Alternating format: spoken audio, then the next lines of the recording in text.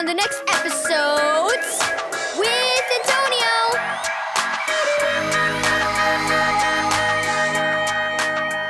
Thank you, Keys for Kids Ministries, for this daily devotional. Feeding the birds. Read 1 Corinthians 9, verse 19 through 23. Grandma, why do you have so many different kinds of bird feeders? Kenneth asked as he and his grandmother filled the bird feeders in her yard. Wouldn't one be enough? Well, Ken, if every bird were the same, one kind of bird feeder would be enough. But God, in His wisdom and creativity, made all kinds of birds for us to enjoy, and He created them with different needs and preferences. Finches, for instance, usually like to perch on bags filled with black thistle seed. Bluebirds like to feed from trays or dishes. And hummingbirds like the sweet sugar nectar we fill their feeders with. Wow, said Kenneth. That's really cool. He went to his school library the next day to check out some books on birds.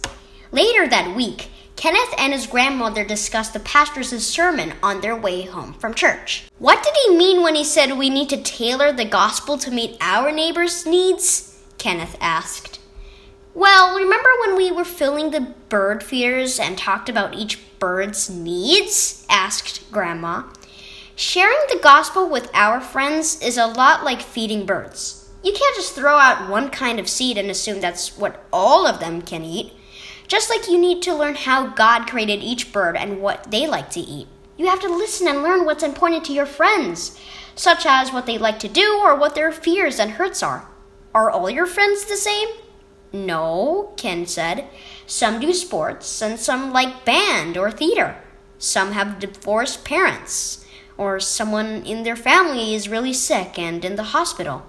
Exactly, said Grandma.